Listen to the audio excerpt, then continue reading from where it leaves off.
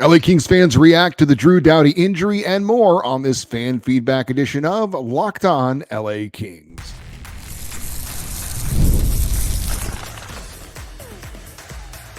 You are Locked On Kings, your daily podcast on the Los Angeles Kings, part of the Locked On Podcast Network, your team every day.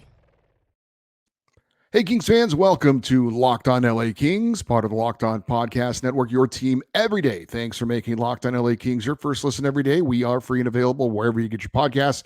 We'd love for you to leave us a positive comment on Apple Podcasts if you're a fan of the show, and we are on YouTube. Please like and subscribe if you're enjoying this content. I'm Eddie Garcia, your host of Locked On LA Kings. I've worked in sports media for the past 30 years, 20 plus years at the Fox Sports Radio Network. I'm also co-host of the Puck Podcast, a weekly NHL review show that's been putting out content for the past 18 years, and a passionate LA Kings fan for over 30 years. Today's episode is brought to you by FanDuel. Place your first $5 bet, and you'll get started with $200 in bonus bets guaranteed. Visit FanDuel.com to get started.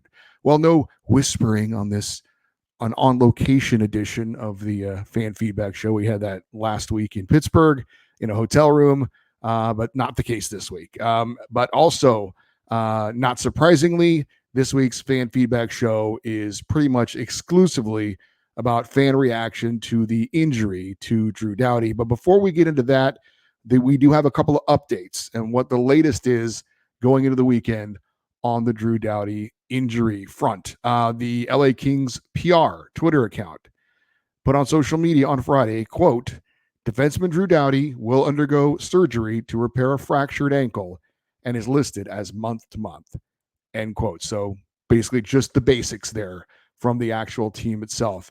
Dennis Bernstein of the Fourth Period NHL Network and also does cover the LA Kings as well, said on Friday on social media, quote, some optimistic news on Kings defenseman Drew Doughty. Hearing results of further imaging confirm reports of a fractured ankle, but expectations is no further damage. Achilles was a concern, should get clarity later today.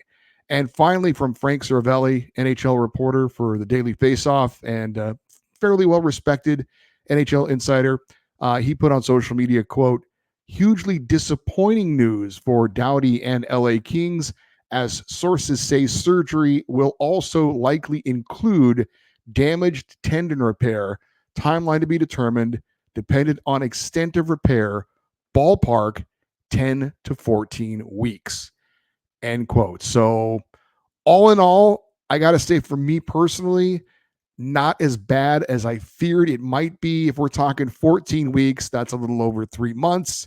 Of course, not sure if that's including him rehabbing the injury and getting back into game shape. It seems, though, certainly it's not a season-ending injury. Let's just say, for the sake of argument, we'll round up to 4 months. That means that Drew Doughty would miss October, November, December, and January. And that seems to be on the long side of what we're looking at here. But let's just go ahead and try and cover our bases. That would mean that Drew Doughty would be back for the final 2.5 months of the regular season, hopefully for the playoffs as well. So is it the best possible news? No. Is it the worst possible news? No. This is still going to be a big challenge for the Kings to overcome. But again, best case scenario, the Kings are either in a playoff position or in a playoff spot, and they get to add Drew Doughty for the stretch run for either solidifying a playoff position or, almost like picking up a player at the trade deadline to boost your roster. So we'll see. We'll see how it goes. Like I said, is it great news? No. Is it the worst news? No. I'm thankful that it appears that it's not a season-ending injury for Drew Doughty because that is what I feared. So looks like that's not the case. If there's any further information released or any developments on this, we'll talk about it on Monday's show. But that is the latest involving Drew Doughty and his ankle injury suffered in his first preseason game of the season. With that, let us get your emails, and Drew Doughty is a topic of conversation throughout. Our first email is in Bruce, and he is in Orange County, and he says, this is in response to those who think the Kings should move off from Kopitar and Doughty. With the season only a few weeks away, we'll all know in a few months how good this team is and if they have a chance at a cup run. I think that this is a really good team.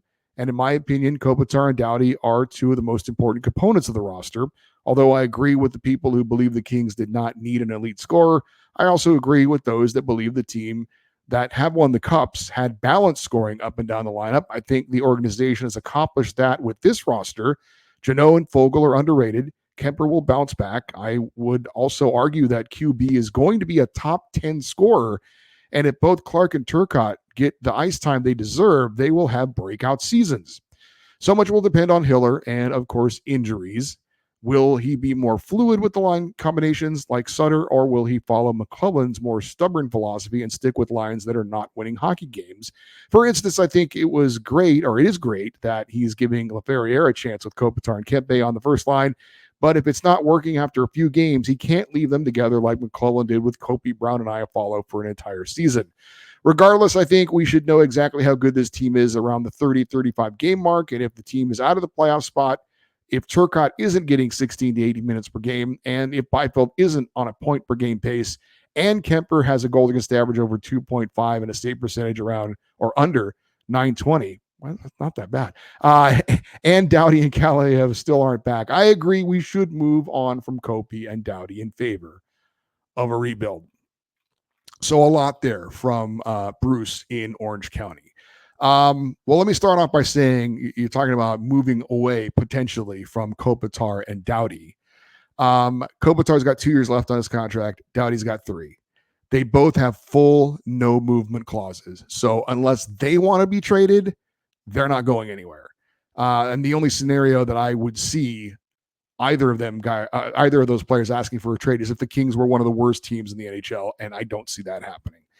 I will say I like your optimism. You're basically thinking that the Kings are going to pretty much hit in the best case scenarios as they go forward into the season. That would be that the new additions all fit in perfectly and contribute right away, and that all the young players just move into their roles and are exactly what the Kings needed, and there's no more further injuries.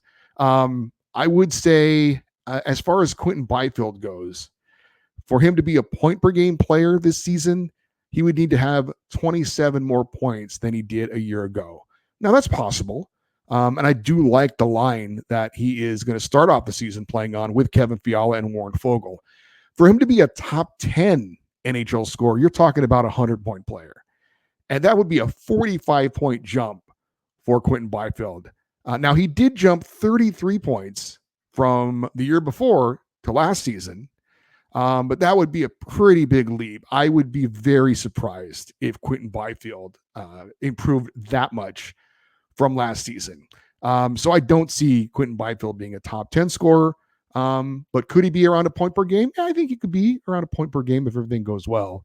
I think the only other thing I might quibble with a little bit was you were saying that if the line of Laferriere and Kempe and Kopitar doesn't work for a few games, then don't stick with it. You're gonna have to give more than a few games, and I think you meant that. You were talking about seeing how good this team is around the 30-35 game mark. So yeah, I would agree with that to see where they are, but you don't want to be too rigid in the lines, but you also, if you're having a new line that's put together, you want to give them time to gel and have chemistry and all those kinds of things. So our next email comes from Gary in Granada Hills, and he says, "Greetings, Eddie. Yes, Doughty's injury is a major blow for the Kings, but also a major opportunity for all of our young D-men to step up and show what they can do. And at the same time, I totally 100% agree with you about Brandt Clarke, who I truly believe is ready and will deliver for sure, specifically if Drew, as a D coach, participates verbally and mentally behind the scenes during practices and travels with the team and teaches Brandt and the other young guys his complete hockey mindset and skills. The future looks bright.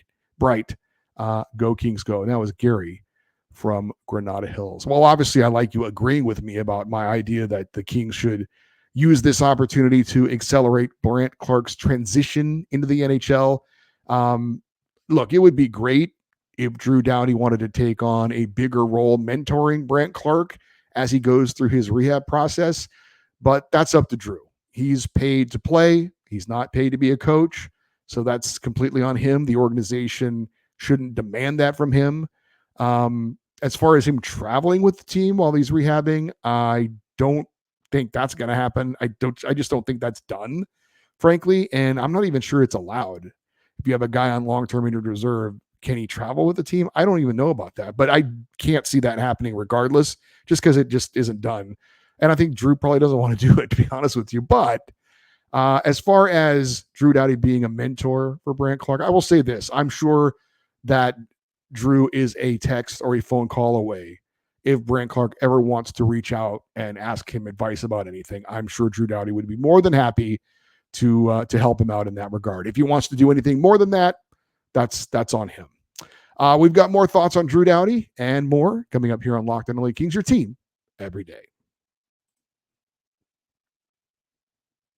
Hey, no matter how the last game went, anytime you take the field, you've got a shot at greatness. Give your team the best shot at winning by recruiting more MVPs with Indeed, because Indeed is the hiring partner where you can attract, interview, and hire all in one place. And Indeed is the only job site where you're guaranteed to find quality applications that meet your must-have requirements, or else you don't pay. Indeed partners with you on every step of the hiring process. Find great talent through time-saving tools like Indeed Instant Match, assessments, and virtual interviews. Start hiring right now with a $75 sponsored job credit to upgrade your job post at Indeed.com/lockedon.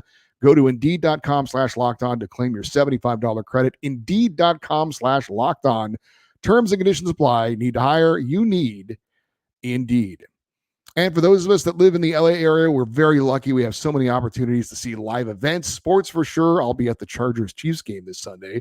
But it's not just about sports. We've got theater events and concerts. But no matter what you enjoy, you need to do what I do and use Gametime for all your ticket needs. Gametime has a new feature called Gametime Picks, and it makes getting tickets for your favorite live events even easier. Gametime Picks filters out the fluffs and shows you only incredible deals on great seats, so you don't have to waste time searching through thousands of tickets. You can get USC football tickets, also Dodger playoff tickets. Download the Gametime app, create an account, and use the code LOCKEDONNHL for $20 off your first purchase. Terms apply. Again, create an account and redeem the code LOCKEDONNHL for $20 off. Download Gametime today. What time is it? Gametime.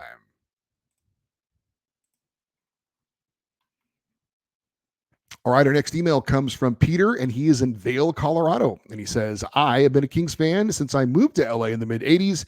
I was at Staples for both Stanley Cup wins, and even though I have since left LA and moved to Colorado, I still follow the Kings, and I am an everydayer. We are glad to hear that. He says, you did a great job and are one of the few, maybe only Kings podcasts that can claim to be objective about the team. As fans, we tend to overrate our team, so I found the Steve Dangle Kings Preview podcast to be another good objective view of where the team is and its prospects for the upcoming season. He and his panel are not kind to Kings GM Rob Blake. Being Canadian, they are hypersensitive to news angles that feature Canadian teams, so they suspect the Kings have been Bergevined the past few years in reference to the outsized influence of former Montreal GM and now Blake assistant Marc Bergevin. In all the criticism of Rob Blake, and most of it is justified, one point that is often missed is that there is simply no reason to think that great form players will make good general managers. It is the same reason most companies don't make their best salesman their CEO. The skills required to be a great salesman are not the same ones that require to be a good CEO. Similarly, the skill required to be a good GM is different from those required to be a good player.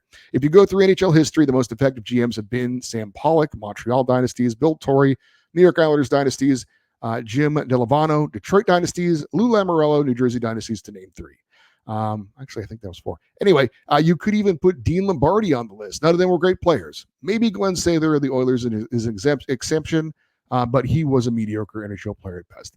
What is the lesson? The bar should be very high to promote players to be GMs. Blake has squandered the great prospects pool the Kings had 5 years ago and are now back to being a middle-tier team that'll fight to make the playoffs but have a very slim chance of making a deep playoff run. This is exactly where you don't want to be, but that is where Blake's management has gotten us. I suppose we can let this season play out and hope for a better result, but when the Kings either miss the playoffs or get eliminated in the first round, an ownership that is watching the situation should clean house by bringing in someone from outside the Kings alumni to be the next GM. And again, that was from Peter in Vail, Colorado.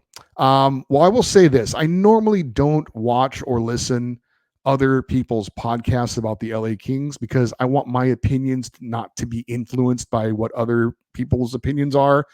However, I did see that Steve Dangle segment about the Kings on YouTube, and I know of him. I know he typically is only talking about the Toronto Maple Leafs, and yes, he's based in Canada. So I was kind of curious to see what he and his staff were going to say about the LA Kings. And I have to say, I found his knowledge in particular about the Kings pretty lacking. For example, he thought Cam Talbot was still the Kings goalie. I thought his reaction to the being told about the trade, Kevin Fiala for Brock Faber and a first-round pick, was over the top. He acted like it was the worst trade that's ever been made in the history of hockey, which it isn't. As far as Mark Bergevin goes, I don't know what his influence is, honestly. I've heard what people speculate, but what the truth actually is, I honestly don't know. I have not heard people tell me any information off the record or behind the scenes.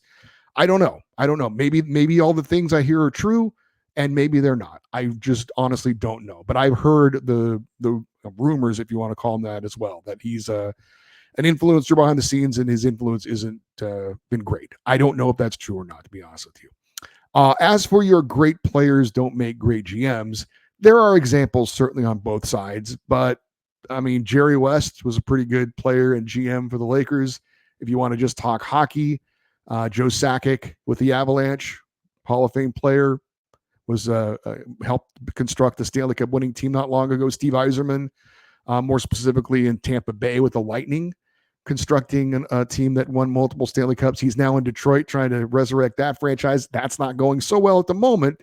But again, a couple of Hall of Famers that have constructed Stanley Cup winning teams in recent years. I'm just saying there is evidence on both sides. I don't think there's concrete evidence one way or another that a great player can't be a great GM, or that you have to have not been a great player to be a great GM. There's certainly evidence on both sides. As far as one thing I will agree with you on, if the Kings have a bad season, then yes, I agree. It is time to get some new voices and move in a different direction with people from outside of the organization, not promoting from within, but getting some fresh viewpoints, some fresh voices, that kind of thing. We'll see how that goes. Up next, we've got Andrew. He's in Guelph, Ontario. And he says, first off, looks like you had a great time at the Steelers-Chargers game. I've been a Steelers fan since the Bill Cowher, Jerome Bettis, Cordell Stewart days. On Kings news, it was hard to watch Drew go down. Hopefully he doesn't miss more than a couple of months and we get him back around December. I do see this as a great opportunity for Clark and Spence. Interested on your thoughts. Got my jersey order ready to go, just trying to decide between Quentin Byfield or Adrian Kempe. Also, 32 Thoughts podcast will be a good listen. The Sportsnet guys from Canada are in LA doing a podcast. And again, that was from Andrew in Guelph. And yes, I did have a good time at the Steelers game. Good to hear from another Steelers fan. I said, and I'm sure you've probably heard this already, I would love to see Brant Clark get the opportunity to be promoted to that top pairing. Not suggesting that he's going to just completely take over for Drew Doughty. That would be silly, but I think that would be turning a negative into a bit of a positive, or a potential positive. Although it doesn't seem like the Kings are doing that or interested in that, at least not right now.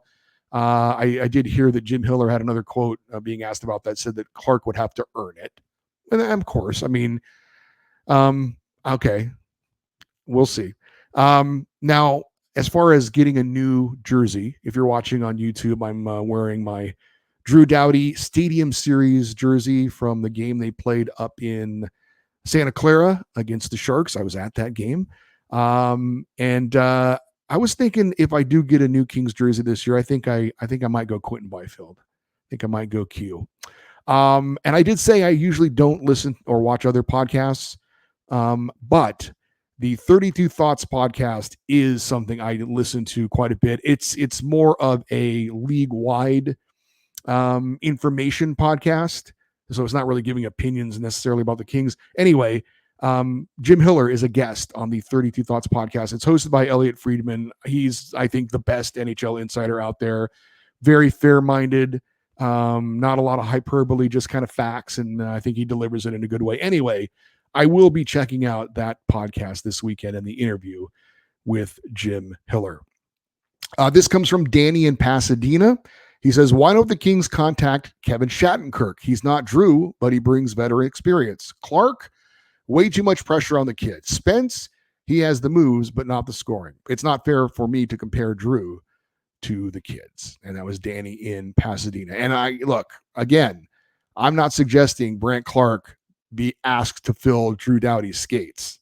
I'm just saying I think he's got the ability as far as his hockey skills, and I think he has the mentality to be given an opportunity on that top pairing, and I think that he would accept the challenge. And yes, there would be growing pains, but I think in the long run, it would help his development.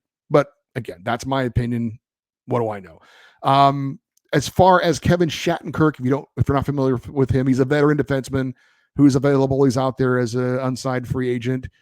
He's been talking to a number of teams. The Kings are one of the few teams in the NHL that have not offered any training camp tryouts. And if you're unfamiliar with that, it's teams basically saying, hey, you don't have a contract, player X, come in and skate with us. And if we like what you see, maybe we'll sign you. And if we don't, and we don't sign you, at least you're skating, you're getting into game shape and you're ready for maybe another team to sign you. The Kings have not brought in anyone on a training camp tryout. I think they could still do that if they wanted to. And I would be all for them bringing in Kevin Shattenkirk on a tryout. If he was interested, it's up to him as well. I've heard he wants to play for the Oilers. But I would not be opposed to that at all. And again, it's not like you're not signing a guy. He's just coming in on a tryout. You're kind of looking each other over. Maybe he gets a feel for the organization. You get a feel for him. And if you like what you see, then you can sign him to a contract or not. So Kevin Shattenkirk or anyone else out there, I think Justin Schultz's name has been mentioned. I have no issue with that if the Kings wanted to do that whatsoever. A few more thoughts on Drew Doughty next on Locked On LA Kings, your team every day. Hey, NFL fans, you can start the season with a big return on FanDuel, America's #1 sportsbook. So when you are getting a hunch in the middle of a game and you're checking out the latest stats, you can view live play-by-play and much more on the same page where you place bets. And of course, FanDuel is there for you to bet on Major League Baseball as the regular season ends this weekend. College football is going in full swing, and the NHL, of course, is going to be here soon. You can even bet on NHL preseason games like the Kings Ducks coming up on Saturday. Join FanDuel, browse the latest betting odds on your favorite sports and teams on the Sportsbook app, and get in on the action. You will get started with a $200 bonus bet guaranteed when you place your first $5 bet. That's FanDuel.com.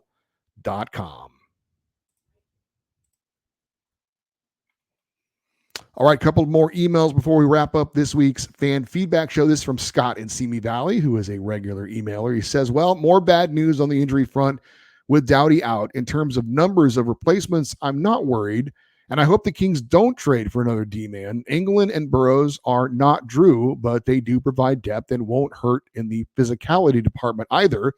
The injury sucks, but it's no reason to trade away more assets, in my humble opinion. I've said it before, if injuries mount, I wouldn't dislike seeing England filling in. It could be a tough season, and I feel good having an even larger police force out there as Turcotte and Clark get established. I'm also excited for Q to take another step forward at center this year. Last season, I felt he would have scored more with a better shot. He fired a lot wide. I'm hoping that playing center ice will give him some better shooting angles and that his shot improves and as much as his skating has. Speaking of skating, I caught the first rookie faceoff game, and I'm a little concerned with Greentree's stride. If you recall, people were knocking Clark's skating when he broke in, but Greentree really looks like he tires himself out.